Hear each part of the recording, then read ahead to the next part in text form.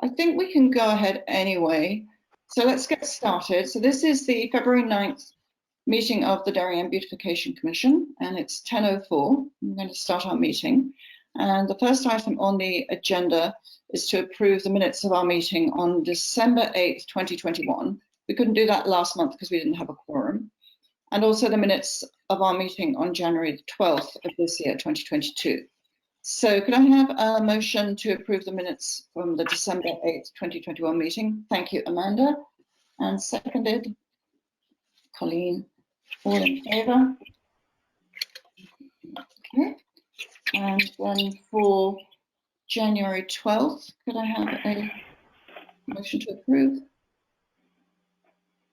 Anybody? Thank you, Jackie. Seconded.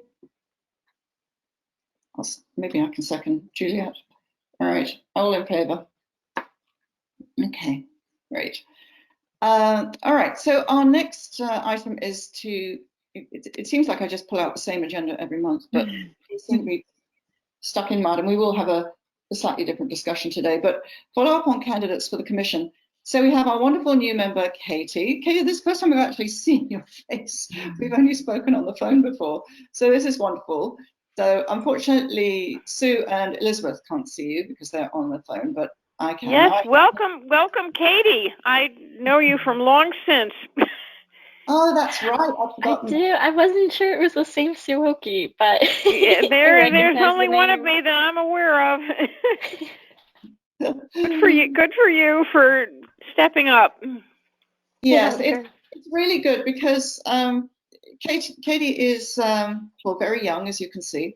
Everybody's young to me these days, but Katie is particularly young, and I think that's a really wonderful addition to our Beautification Commission because you know, she has her finger on the pulse, and she can help guide us and bring us, I don't know, speed with what younger people are thinking and what might be good ideas for us. So that's fantastic. We still have one vacancy though, and I know I asked if people could reach out to friends. I haven't had any success. I don't know if anybody else is making headway. Katie, do you have any cool young friends who might be interested? I can definitely put some feelers out and see who would be interested. All right, no, that would be good. I sort of have the sense that the younger people are very keen on environmental issues, and this is, you know, a good way to sort of explore with a fair amount of freedom, and to be able to do this, you know, as a town commissioner is a good way for someone to start. So see what you can do, and if anybody else has any ideas, that would be fantastic as well. Just have that one position to fill. Last month we had a presentation from Carolyn Bain, who is on the advisory committee of sustainability for the town, and she talked to us about the town's composting initiative, and she also talked to us about the town's application. Well, actually, yes, it's an application for recertification of our bronze status under the Sustainable CP program. And for those who don't know, that program awards municipalities ratings depending on their various environmental credentials. And I hadn't realized till Carolyn mentioned it, but apparently it's a program that needs to be, where your certification has to be recertified every 3 years. So she's in the process of applying for recertification. And we talked about the fact that since the original application, the Beautification Commission has actually done quite a lot of work. So she's including references to the town hall slopes that we've done, and also to the new plantings that we've put over at the railroad berm, and the fact that we have tried so far, not desperately successfully, to remove all those invasives at the berm.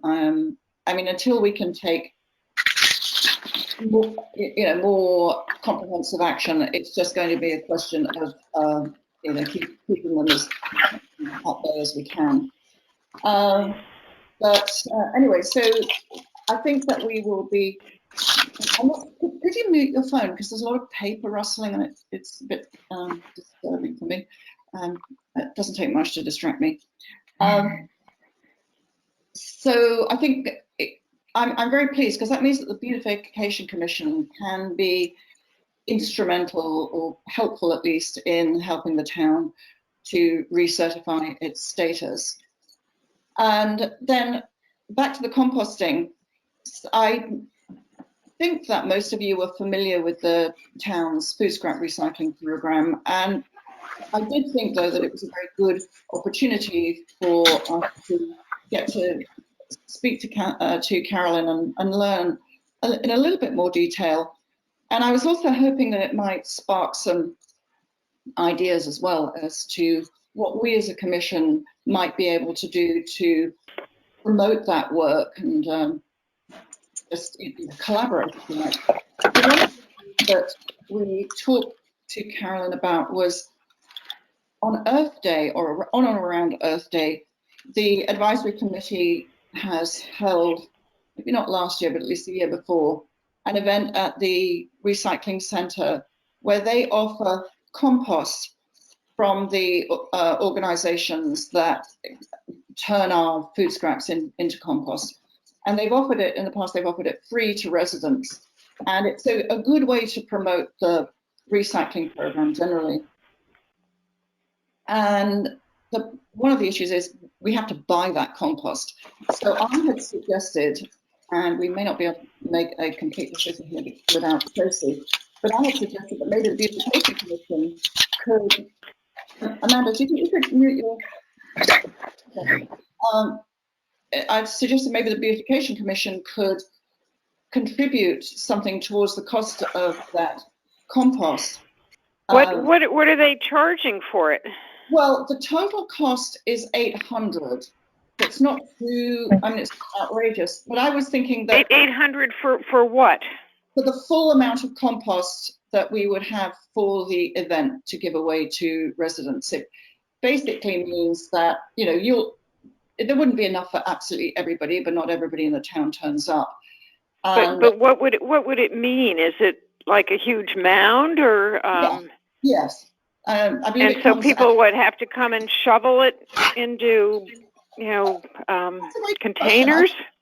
I didn't ask who did the work, but it was done before, and it was so successful that people, whether they did it themselves or they got some help from Public Works, took away one container and then came back for more later, because this is pretty good, rich stuff.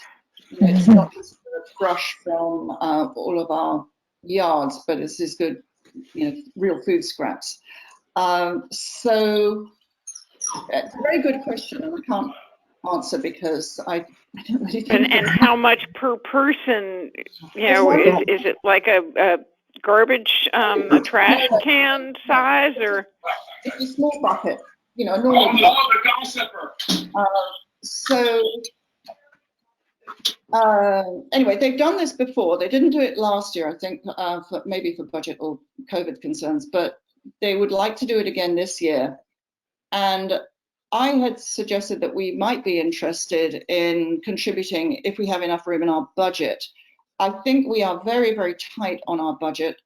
As you know, we were really reduced this year, and we have to keep room for the hanging baskets. But maybe I could ask you guys this way: if Tracy thinks there's enough room in our budget, would you all be happy contributing? The quid pro quo for us is that the Beautification Commission would be named on any marketing materials.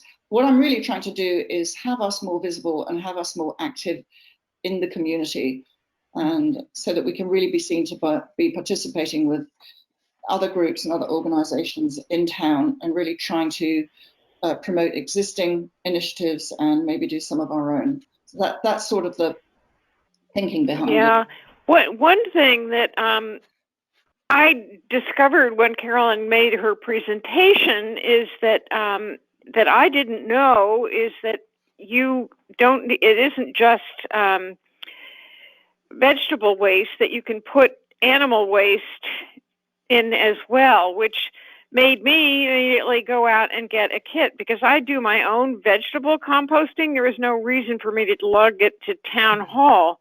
But as far as the bones and fat and what have you, that the other kind of waste we have, and I don't think it can be left off there, and I don't think that is made clear to anyone, which gives it a whole broader dimension. I'm wondering whether maybe we should do some kind of an article for the paper, or for, I don't know how we would distribute it, perhaps online somehow, to let everybody know. Or actually, Katie, maybe you could come in and do social media for us to let people know that all kinds of waste could go there, because people who are likely to do this are most likely composters anyway, and that this extra dimension of it makes it quite a different thing as far as I'm concerned. Well, Sue, let me just pick up on a couple of points you made there. I was thrilled because the way I look at it, and if you just get one new person each time you speak, I think that's a success. And we were thrilled that you went off right after the meeting to get a container. I just want to clarify the language. You said animal waste, and I know what you mean. You really mean cooked food, bones, and animal. Animal. Yeah, the waste from the dinner plates or from cooking. Yeah. Right. No, I know what you mean. Just to be clear, because this is being recorded, it doesn't mean dog poo or cat poo or anything like that. No, it's not poo at all. This is I'm just from the language. Yeah, from table waste. Maybe we could. I don't know how you would.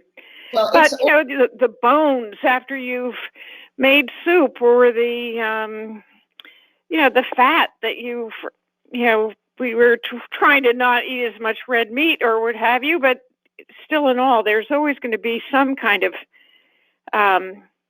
waste you're disposing of. It's not much, but at least it's something. Yes, so the idea is it's all food scraps. And yes. I would just say that maybe animal food scraps would be the way to define it. Well, yeah, it's all food. So scraps, yeah. So we could say all food scraps, including bones and meat waste. Mm-hmm. Perhaps that would define it, because certainly not anything to do with pets. A couple of things. So Carolyn writes periodically. Well, actually more than periodically, she writes almost every month for the Darien Neighbors magazine. Correct. The topic is the food composting, the food scrap recycling program. And I have read that in the past, but I don't think she emphasized enough, because I never caught it until she actually said it in front of us that was part of it. It just. And then secondly, when you go to the recycling center at the transfer station, there's a big sign that says all of the things that can be included, which is meat and shellfish and fish and cooked food, raw meat, cooked meats, that sort of thing. But I think your point's very well taken. And if there's an emphasis that we could make to sort of try and prod more people as to the convenience of this, and reducing the weight of your trash, and removing smells, that sort of thing, I think that's a good idea. But Jackie, you were trying to say something. Yeah, I wanted to clarify: is uncooked meat is acceptable? Yes, and basically anything that is kind of, I hesitate to use the word organic because that has a different meaning, but any kind of food. So if you just don't get, your food's about to spoil, or it has spoiled, you can't use it, that can go in as well. Okay, and are there any sort of, I know I've seen that the Darien Library has had in the past seed packets. I don't know if there are any kind of sort of seeds that we may want to include, just so there's something to plant with the compost that would tie it in with beautiful. Or you meant put seeds in the into the food scrap recycling. Sorry. Well, When we give away the, hosting event. who would be eligible for this compost we'd be giving away? We're shifting gears here, but All right, let's just, okay, so a couple of things. Let's just step back. So, Sue, your suggestion was that we figure a way to promote the food scrap recycling program's scope, make it perhaps clearer that it's all sorts of foods, not just vegetables. And all food scraps, including meats, bones, etc. Yes. I mean, that was just never. I always think of composting as vegetable plant. Yes, no, I understand, and that's what I do at home too. And I mean, your point's well taken. I've had the benefit of listening to Carolyn so many times now that I suppose it's just sort of second nature to me. So it's interesting to hear it from the perspective of someone who hasn't had that, and what we might do. So, Katie, maybe what we're picking on you, Katie, because you're young and tech savvy, but maybe you and I and Carolyn could think about a way in which, a new voice might come in like yours, and whether it's on social media. And the Beautification Commission doesn't actually have a Facebook page or Instagram page, but maybe we could talk about that too, and see if there's an angle that we could take that would be additive to Carolyn's work. And I think that's a good point, Sue. So that's number one. And then number two is going back to, well, a couple of things. We need to verify with Tracy, but assuming we had enough money, would we be willing to give, let's say, up to $400 towards the cost of the compost for this Earth Day giveaway, assuming that we get, good marketing materials about our contribution? And then secondly, are there ways, as Jackie was suggesting, to enhance that event? And I like that idea. I certainly have a gazillion milkweed seeds at home, and not all of which I've planted this winter. So we could certainly see what we could round up and encourage people to plant. I like that idea. And that would be a nice addition. We can talk to Carolyn about that. Was that Jackie? That was what you were asking, wasn't it? Yes, I noticed at the library that they often had several seed packets that anybody could take, and I don't know, maybe we even partnership with the library, or even purchase our own seeds. We'd be happy to do that here. Just it might make a cute sort of addition if people bring their bucket and scoop their compost, and they have some, it might be interesting to children. I think you're right, and we'll have to figure out the timing of this too, because I know the Nature Centre is going to have an event for Earth Day too, and there will be a table where the kids can make seed bombs. So if it's all the same day, we can direct people. But I really like your idea, and I think to have the seeds near the compost is very, very interesting. Well, I did call Kurt at Sustainable CT to understand a little bit more about the kinds of activities that would qualify for points for each community. And he was really, really helpful. He talked about, you do some limited crowdsourcing for fundraising. It has to be done sort of quick strike, 60 days. And then it has to have a very concrete event, sort of like a day, and then materials in your budget, and then they will match those funds. Yeah. So I think if you stay within certain guidelines, you might even get support from Sustainable CT. Yeah, and in fact, Carolyn had sent me the link about that, and she was sort of encouraging us to think about funding. I think that would be the next step. Let's, because this isn't really our event. Maybe what we do is we experiment this year. We try to be additive by suggesting seeds, and we can source those either ourselves or by buying some, or partnering with the library, as you suggested. I need to check whether their program is still live. I know it had stopped for a while during COVID, but it's probably up and running again. And then maybe a future step would be considering a grant for something specific that we you know, an event that we can organize. One other point, just what I remember talking about events, is that the nature center, separate from any earthly activity, is going to put together an invasive plant eradication day or removal day.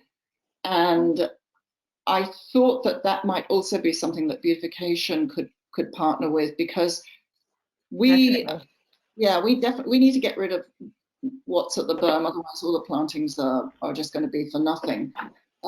So we will be, you know, during the summer, and especially if we are able to get that capital grant, capital budget down, we'll be able to tackle that. But in the meantime, I thought it would be good for us to be seen to be active, just generally around town and participating in an event like that. So I'll have more details about that, and we can probably talk about it at the next meeting. I just wanted to mention it because we could do it with the Adopt-A-Garden too, because at Amy Smiles' garden, if you recall, the mugwort was taking over there too.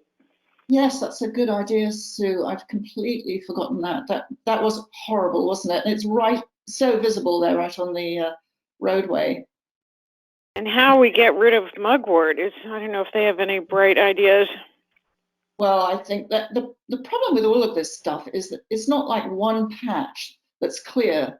It's growing up in between all the good stuff. So you could absolutely dig up everything, but then, you know, pulling it out doesn't seem to really solve it so much. You know, it's so hard to get all of the root. No matter how hard you try, even the tiniest bit left behind will sprout again. So I guess we just have to do our best and keep it at a minimum, and every time we pull out, just replace on the basis that, you know, if we've got something stronger to replace with, then that will help keep the invasive, the mugwort, whatever it is, at bay. It's a real problem. It's a statewide problem now. It is so bad. They're destroying our forests. You know, it becomes an economic issue. It becomes an environmental issue. It's terrible. So the more we can do, even if we're, you know, just, it might seem like a token effort to do a small garden, but it's very instructive for residents, I think, to be made aware of the problem and be made aware of the fact that there are certain plants you just shouldn't put in your garden, or you should try to get rid of.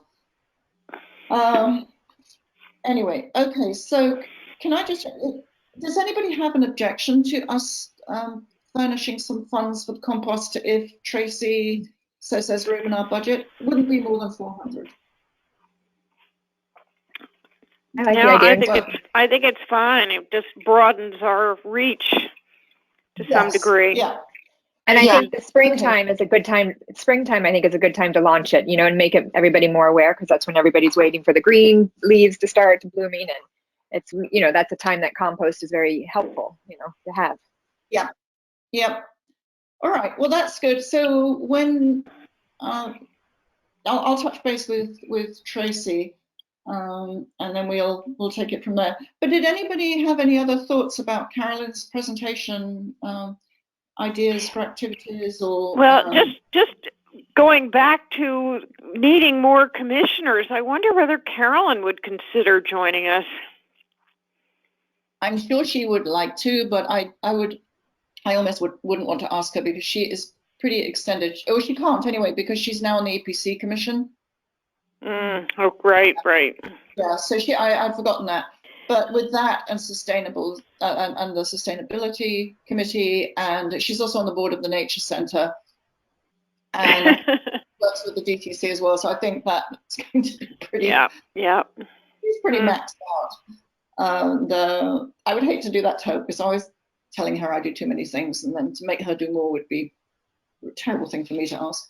But anyway, she's blocked because she's on the EPC. Great idea, though, Sue. She would be. Yeah. Juliet, this is Elizabeth.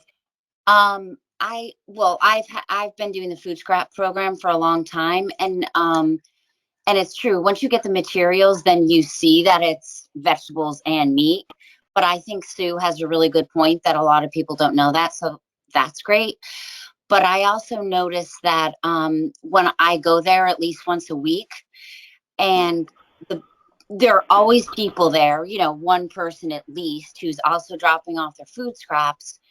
And also, they're full very often. And in the summertime, it's so disgusting because No, there's I can imagine the smell. Yep. the tail Yeah, have I agree with you. I mean, I went there the other day with a more complete barrel. Yeah, well, I went with a full bucket, and there was no room in any of the bins. I think that however many do you think they should put out, they should just put an extra one. And I've been meaning to mention that to Carolyn. So it's good that you've had that same problem too. But I was thinking maybe we could, you know, have them put up a couple of extra barrels, but then like put a nice big sticker on it that says Beautification Commission. You know, or one of our little insignia. Or what would the barrels cost? Maybe we could donate one. That would be a I don't think they're expensive. good budget item if they needed it. That's an interesting thought. With our name on it. Right. I like that. The only thing is, I think they say curbside compost, don't they? Because the bins belong to curbside compost. But I think that's a great idea. Let's explore that with Carolyn. Okay. I was almost wondering if we could donate one of them to one of the public schools in town and see if that could just create a little bit more awareness for compost, and then the kids would take it home to their families and, you know, create it like a discussion point. Oh, you mean just have Carolyn go and talk to one of the... Golly, how about the food scraps from the cafeteria at the schools? That would be major. Some schools. I know Carolyn's been trying to work on that. There's the Connecticut statute requires food service establishments that are located within a certain distance of a industrial composting facility to compost. But I think that where we're located, it doesn't apply to the schools. But obviously, a voluntary program would be phenomenal. I think Carolyn has tried that. I don't think it's been successful. I don't think the schools have taken it up. I think the whole, you know, the separation issues, separating the disposable plates or whatever it is they have, and disposable utensils from the food apparently is overwhelming.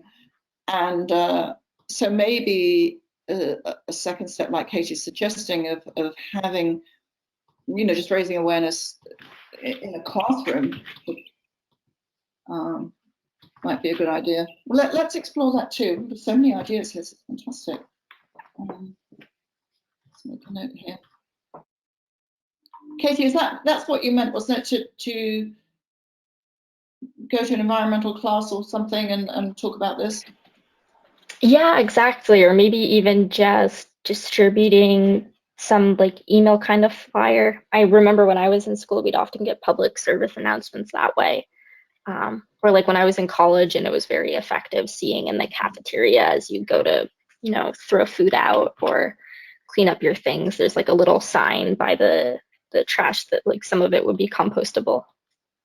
Well, that's actually, we've come sort of full circle. One of the things I wanted to ask, and I was sort of thinking about you, thinking you may be good artistically, is whether we couldn't come up with a poster that, you know, either, well, it could celebrate several things or describe several initiatives in the town, or it could concentrate on just one, and we could do a different one each month, or, you know, periodically.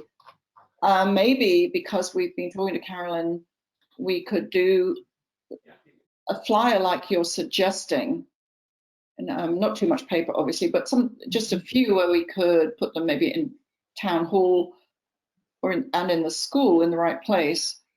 That would just remind people about, in this case, you know, the food scrap recycling program and what they can do at home. I don't suppose anybody at the school would want to take their lunch scraps home to compost. I actually used to do that. I can't imagine the children finding the time to do that. I'm so sad. I used to bring my banana skins home from work on the train. Compost them. Julian. I think that when one person's a true composter, they do that. But once you're hooked on doing it. Yes, because you get to the point where it's so abhorrent to see food mixed in with paper or anything else. And plastic utensils or whatever. Yeah. But Katie, maybe can you just explain a little bit what you envisage a flyer like that might say in this case? If the school isn't actually composting, how would we phrase it? Because we're not trying to shame the school, are we? Well, we could just promote the kits and suggest families think about composting. Yes, yeah. And just have it in a location where they're chucking food away. So it's a real sort of situational reminder. Juliet, there is a high school student who's trying to get that initiative more formalized at the high school. He might be somebody who has enough energy to help us. Yeah, it's a good thought. And also, right now, I've been getting emails from high school students who want to intern with the pollinator pathway. So maybe we could say, okay, this is what you have to do to merit an internship, put up these flyers. And there are also like weekly emails that go out for the Darien public schools. I know you have to submit them at a certain time point, but it might be worth just asking if you can say, hey, if any food scraps, we can have a bin, or someone can come collect them and take them. That's a good idea. Do you know how to get onto that, Colleen? I'm pretty sure that Henley, my kids have been out of the Henley school district for a couple of years, but I think they have a composting program there. I'm not sure about Middlesex, but I can definitely inquire about that. Let me give you that task. That would be great. Okay, I'll ask Middlesex. All right. So Colleen will look at that. Colleen will And look then at if they do that, if they can do something at the schools, I think then it should be let the Darien Times know, what we're doing. Because I think they need, a lot of people read the Darien Times, and there's a lot of people that really don't know Darien beautification. So you have to get out there and market us a little bit. Yeah, this whole town is getting redone. We need to figure out what we're doing, and then we can write it up for the Times. And we have, don't forget when the Public Works removes that burning bush, we've got the article I wrote there, so we have something ready to go when that event happens. So I think this year we will be more visible generally. So okay, so Colleen will look at the how to get on the school email chain. Katie, are you fine to sort of fiddle around with a draft of a flyer? Yeah, I can try my hand in designing something and maybe just send out an email with a draft and see what people think. Yes, that would be great. And also, what I'll do is I'll send an email to Carolyn and copy Katie just to suggest what we're proposing in case it overlaps with anything she's doing or conflicts. So we just need to make sure she's okay with that. I will also ask Carolyn about whether we can have a beautification bin at the recycling centre. I love that idea. And okay, and then we'll also explore. Jackie, do you want to check with the library whether the seed program is still live and what seeds they might have? I will ask them what was successful and how they obtained them if they're not still doing it. There's it would be nice that if we did contribute seeds, just to label it Darien Beautification Commission. Yes. Mm-hmm. I'm sure there's something we can do that you can get the Avery printed labels, and we could just put a little logo on and attach those to the packets. The question's going to be, we just need to be careful with any seeds that are not native seeds, because I want to make sure that they are kind of acceptable as a an alternative if they're not native. We wouldn't want them obviously to be invasive, and we would want to be sure that we're clear that they may be good pollinator plants, but they're not, even though they're not native. So I just want to make sure that that distinction is understood if we give those out. Sorry, can I clarify? Did you say that you want to make sure it's either native or a pollinator plant? Yeah, because there are lots of plants are good for pollinators in that they provide nectar, so it's food for pollinators. But if they're not native plants, then they don't really provide the extra habitat, which is that our native plants are the plants that the pollinators will lay their eggs on, that they will breed from, and they need those in order to sustain the populations. Obviously, they need nectar to eat as well, but in order to have a properly functioning ecosystem, you need those plants that are going to provide the real habitat. So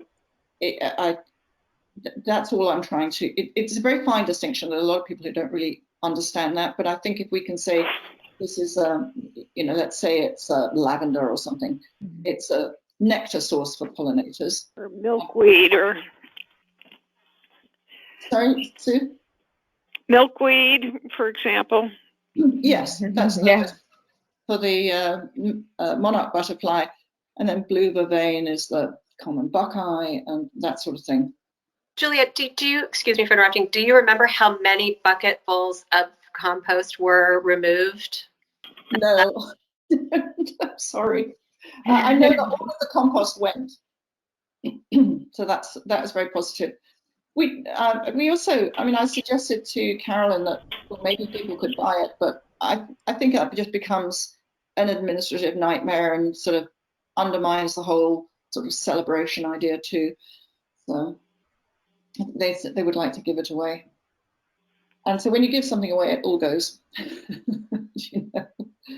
All right. So, well, that was good. Lots of ideas. Does anybody have anything else on that topic? I'm really glad we had Carolyn talk to us. It was Yep, that was very clever. Well, it's interesting, isn't it? Because even though it's something I've heard a lot, it's it's good to have other people. Well, and I thought I just like knew this, all it's about Sue, it, you and I learned. didn't. So there we are. Yeah. No, I think that's fantastic, and we should assume that that's the case for many people. And I think the ideas for moving that forward are all really excellent. So, all right, I had the next item on the agenda. I had schedule the next cleanup, but I still think it's too cold. I think maybe we should, physically meet maybe towards the end of March, early April for cleanups. But one thing that I've been talking to Tracy about was how the big planters at Town Hall that we plant in the summer, we tend to sort of abandon them at the end of the summer. And Tracy had said, well, why don't we for next winter, so I just want to mention it now so that we can be thinking about it and maybe plant some things.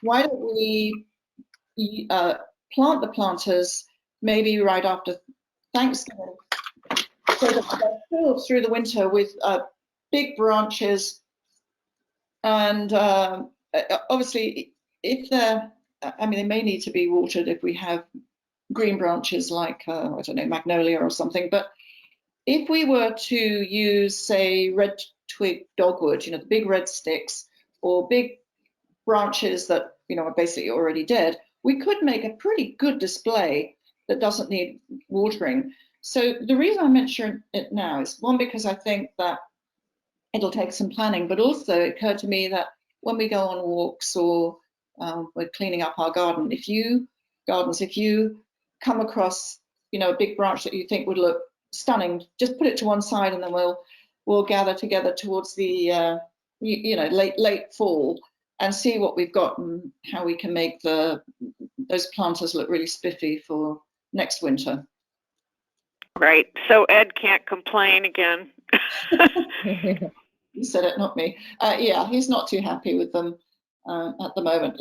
He doesn't like the thyme, which I'm particularly fond of because it came from my garden. But anyway, I think that that will look better if we fill out the containers. They still have the winterberry, I think it's the ilex in the middle that Lucia had planted a couple of years ago, and that somehow they still survive, and we can keep those as long as they live, and we'll just do the sticks and branches around them. But I think it could look really, really stunning, and I think Tracy's to be commended for coming up with that idea.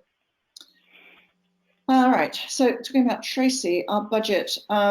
The only thing I would say here is that we are tight. I keep mentioning that, but we are. We really. We're waiting for some funds to come in from those who buy hanging baskets from us.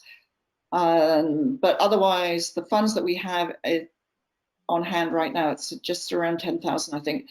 It's pretty much allocated to the hanging baskets, which is why we have to check with Tracy whether there would be any funds left over for contributing to the compost initiative. But I will follow up with Tracy afterwards. Otherwise, I think it looks like the amounts are stable. Well, obviously stable. We have whittled away our capital account that was allocated to plantings and maintenance at the berm, at the town hall, to about $500. So I'm sure we'll find a way to spend that very quickly in the summer with replacement plantings. But I think we've used that wisely and well. So, yes, sorry. When do we get our new money? Well, it would be the after June or July is. I mean, it's passed in June, and then we get it in July, I think. Okay, that's what I was thinking too. End of June, early July, sort of thing. Yes, because the fiscal year ends end of June. I was asked by Kate Bush to provide a little bit more detail. She said that my narrative for requesting an increase in our operating budget was slim, so I sent her a revised application, and I realized I will circulate that to all of you with my cover email as well. Basically, just itemized, and she's right. I mean, I had really just talked in very general terms about what we would like to do, and I just broke it out and allocated cost to each idea. So I'll send that to all of you so you know what I've asked for, but I haven't had any feedback yet, so I don't know whether it's a possibility, whether we'll get all or some or nothing. But at least you'll know where the application stands anyway. Okay. Does anybody have anything else you'd like to add? No? All right then. So I would just like to know what the bins at the scrap recycling actually cost. yes. I mean,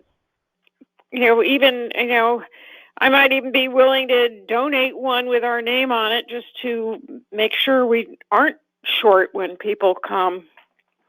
That's a really nice idea, Sue. I suspect that it's all part of the overall contract that the town has with Curbside Compost, and that's why Curbside Compost provides those bins. So I imagine it's all. There probably isn't an allocated line item for each bin, and it's all just part of what we pay for to have Curbside Compost take away the food scraps. But let me dig down deep and maybe. Well, even I could ask Carolyn if she knew. Yes, yeah. I mean, I said I would do it, but feel free. You go ahead and check that with her. I think that would be lovely, and it'd be one less thing for me to forget to do. So that'd be great, Sue, if you could do that. Yep. All right. And yeah, because I'd be happy to donate a bin too. Oh wow, we can have so many bins. That. Well, I mean, there's nothing worse than arriving and having nowhere to put your donation, right? I know. I have been sorely tempted to chuck it on the grass there. Restrained. All right. Well, this is great. I'm so glad you're all so enthusiastic about this. And Katie, thank you for offering to put I'm just this going to stay together. away from all those people. All right. Well, everybody, I will ask for a motion to adjourn. It's 10:49. I have a motion to adjourn. Katie, seconded. Amanda, thank you. All right, everybody. Thanks so much. Stay in touch, and we will meet again next month. Wonderful. All right. Thank you, Juliet. Much. Thank you. Bye-bye. Yep. Bye. Thanks, Bye-bye. Juliet.